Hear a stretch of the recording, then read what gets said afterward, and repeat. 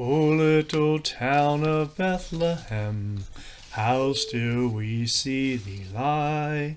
Above thy deep and dreamless sleep, the silent stars go by. Yet in thy dark street shineth the everlasting light. The hopes and fears of all the years are met in thee tonight. Well, hey friends, today I have with me this piece of paper. That is my birth certificate. Yep.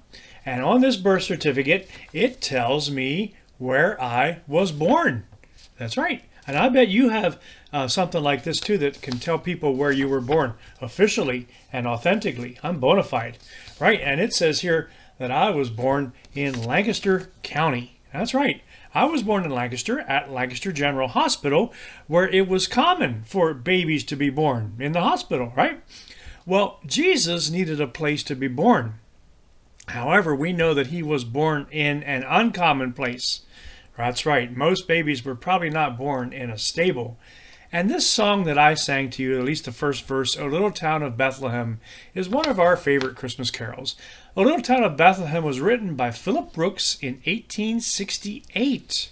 And as you know, the lyrics of this carol refer to the town of Bethlehem, where Jesus was born of Mary. And this hymn describes the setting of Jesus' birth and the wondrous gift that would be his life, his teachings, and his sacrifice. Verse 2, For Christ is born of Mary and gathered all above. While mortals sleep, the angels keep their watch of wondering love. O morning stars together proclaim the holy birth, and praises sing to God the King, and peace to men on earth. And how silently, the wondrous gift is given. So God imparts to human hearts the blessings of his heaven. No ear may hear his coming, but in this world of sin, where meek souls will receive him still, the dear Christ enters in. Now, when Philip Brooks, he was an Episcopal priest, then he was a pastor of the Church of the Holy Trinity in Philadelphia, and later of Trinity Church in Boston. And it was in 1865 that he was visiting the town of Bethlehem. And as he toured Bethlehem, apparently it made quite an impact on him. For 3 years later, he wrote this poem for his church as a Christmas gift. And an organist wrote the melody, and now we sing, O Little Town of Bethlehem. Maybe this is your favorite carol. Now, it does talk about where Jesus was born, right? Well, not many people knew about Milt Stoltzfus being born. It didn't make the news. Not many people outside of Milt's family knew that he was born. And probably not many people outside of your family knew when you were born, because it didn't make the news. There were very few people in Bethlehem who knew that Jesus was born that time. But his birth and his life changed the world more than any other person ever did. We will never change the world the way that Jesus Christ has changed the world.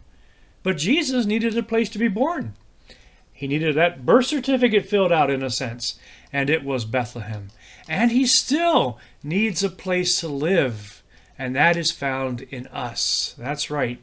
Even though Jesus was born in Bethlehem, his birth certificate states so, he now continues to live through God's Spirit in us.